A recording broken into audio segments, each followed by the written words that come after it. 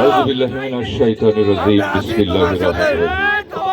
রাজপথ ছাড়ি নাই, ভাই ভয় নাই। আমার প্রাণপ্রিয় রাজনৈতিক নেতৃবৃন্দ এবং সহকর্মী, সহযোদ্ধা সহ আজকে এই মঞ্চের সামনে যারা উপবিষ্ট আছেন তারা প্রত্যেকেই প্রেসিডেন্ট জিয়াউর রহমান, খালেদা জিয়া এবং তারেক রহমানের সবচাইতে সম্মানিত মেহমান। বক্তব্যের শুরুতে আমি একটু ক্ষমা প্রার্থনা করছি আপনাদের কাছে। আজকে আমাদের প্রোগ্রামটা পলিটিক্যাল ছিল না। আমাদের আজকে কোনো রাজনৈতিক বক্তব্য দেওয়ারও কথা ছিল না। আমরা নেতাকর্মীদের কথা শুনতে এসেছিলাম। আমরা নেতাকর্মীরা কেমন আছে তাদের কথা শুনতে এসেছিলাম। আমরা নেতাকর্মী আছে সেটা শুনতে এসেছিলাম। আমরা শুনতে এসেছিলাম নেতাকর্মীর বাচ্চাদের পড়াশোনা হচ্ছে কিনা। আমরা সর্বোপরি নেতাকর্মীরা ভালো আছে কি। সব সময় রাজনীতি করতে হয় না ভাইরা আমার। তারপরও ধীরে ধীরে আজকের অনুষ্ঠানটা যারা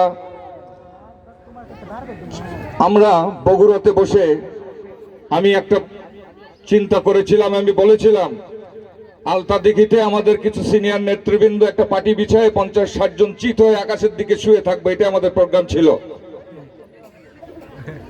এবং আমরা কখনো বাইরে যেতে পারি না, চিন্তা করলাম আলতা দিঘিটা কেমন হয়েছে আমরা একটু দেখে আসি। That was our plan.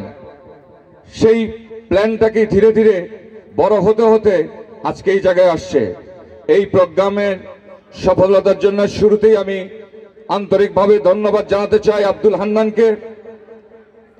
Abdul Hannan আমার রাজনৈতিক সহকর্মী, আমাদের সঙ্গে রাজনীতি করে, সেন্ট্রালি রাজনীতি করে। এখানে ফিরোজ আর আমি হান্নান মিলে গল্প করতে করতে ফিরোজ বলল, ভাই তাহলে একটু প্রোগ্রাম করি। আমি বললাম যে না, শুধু মুড়ি আর চানাচুর। 50 থেকে 60 জন কর্মী থাকবে এই জায়গায়। আমরা আজকে একটা কথাও রাজনীতিক বলবো না। তারপরও ওই যে বলে না, ঢেকি নাকি স্বর্গে গেল ধান ভাঙে। আজকে আপনারা প্রমাণ করে দিয়েছেন বেগম খালেদা জিয়া এবং তারেক রহমানের কথা শুনলে আর কিচ্ছু লাগে না। আজকে 3টা বেজে গেছে, কারো ক্ষুধার কষ্ট নাই, কারো তৃষ্ণা নাই, কারো গরম নাই, কারো শীত নাই। ভাইরা আমার, এই উপলব্ধি করতে পেরেছিলেন বাংলাদেশের মানুষ